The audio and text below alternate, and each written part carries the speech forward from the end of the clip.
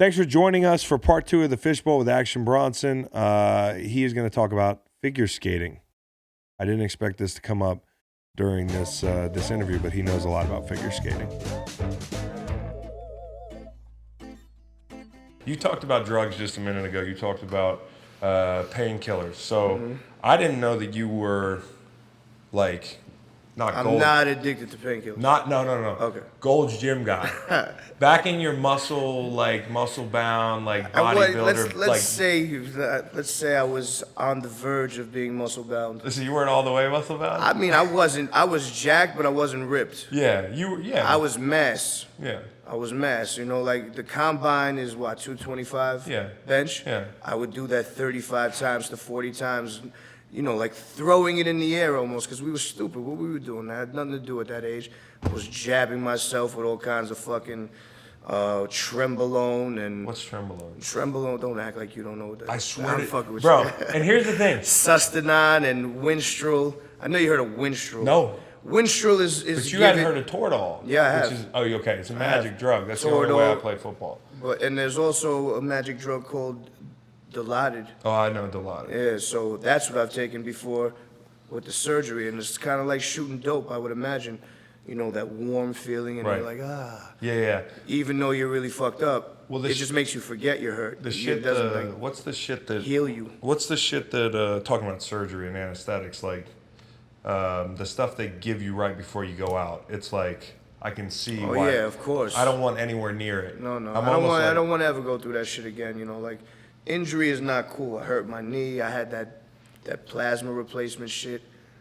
One of the worst things I've ever gone through. Fucking 2 humongous men had to hold me down. I'm screaming for 7 minutes. The pain would not go away. I'm it's like... After surgery? No, it wasn't a surgery. They draw blood. They place it in this spinner.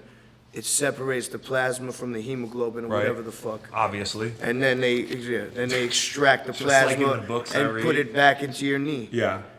And it's like somebody is ripping your whole fucking knee open with like the jaws of life. The operation was called hobbling. Oh my Lord. Heavy duty feeling. But steroids.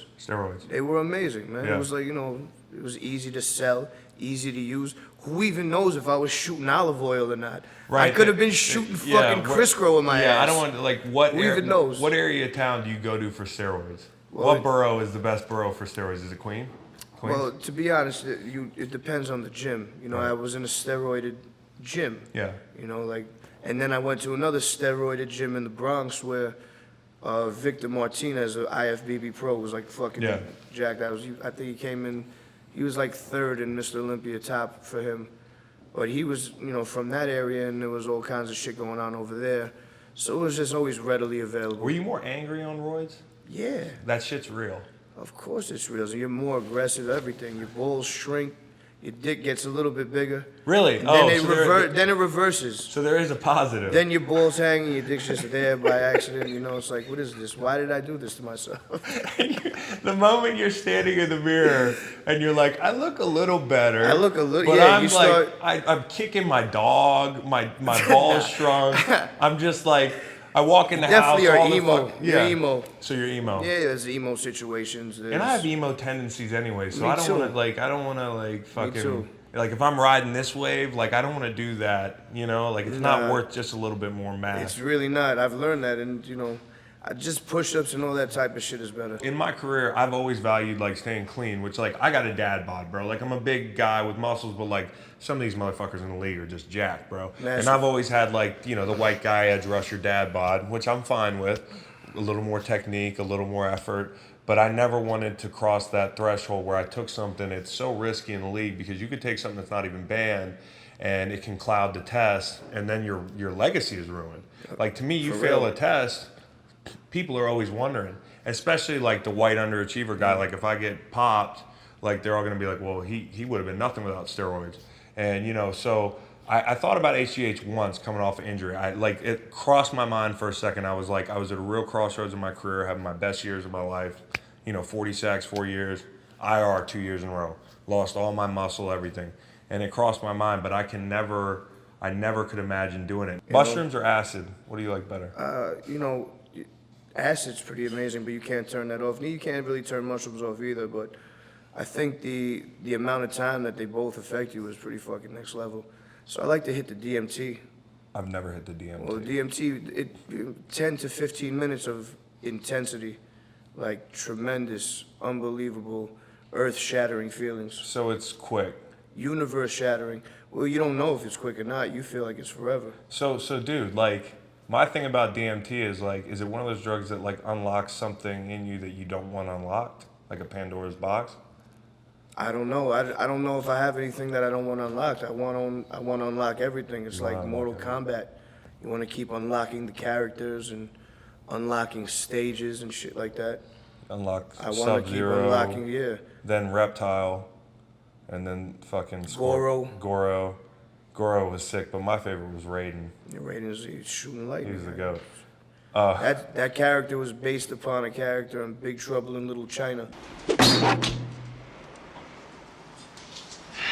It's all in the reflexes. Kurt Russell is underappreciated. I agree. Actually, I agree. It's not something I'm like. It's not an opinion I share like on a strong level, but I agree. Wait, hold on before you get to your next level. My boy used to play hockey with his fucking son Really, in Beverly Hills. really, they play hockey in Beverly Hills. Pretty good, apparently. Really? They have all the equipment. Well, those kids are probably so fucking rich. They're gonna figure out a way to get a rink in their backyard. Yeah, they built a rink. There's no job too big. I mean, if I was a figure skater, I'd build a rink. Yeah, and you like figure skating. You've talked a lot about it. To be honest with you, that was one of the most watched sports in my house because my grandmother that came from very far away, my Albanian grandparents, she loved figure skating. Right. I don't know what the fuck. Favorite figure skater? Of all time, I mean, Oksana Bayul kind of exploded onto the scene. I love a good Scott Hamilton flip. I'm slightly familiar with these names. You know Christy Yamaguchi. Yeah. You know the controversy that happened between how I she saw the got movie. batted up. Did you? Well, no, not that, but the Tanya Harding. Tanya Harding and Did you see the movie? I Tanya? actually happen to really enjoy Margot Robbie. She was awesome. Yeah, she's good. I thought it was too light. It could have been darker, but she did a great job because I like dark movies. So Yeah, like, yeah, for sure. I was hoping to see it a little more raw. But Like My Cousin Vinny? yes, and I I know like you. Yeah, you referenced that we just stick out like. Yeah, anywhere I go, I stick out like a sore thumb. What? Nothing. You stick out like a sore thumb around here. Me? What about you? I fit in better than you. At least I'm wearing cowboy boots. Oh, yeah, you blend. That's his line. But you're good anywhere though at the same time because My like you Cousin have a lot Vinny. of crossover appeal. I feel like being from New York, you have a little bit of you're around so many different types of human beings. You kind of have like a little step ahead Yeah. on social activity and how to, handle different types of humans. Thanks for watching part 2 of the Fishbowl with Action Bronson. Part 3, he's going to reveal a really interesting strategy for making music.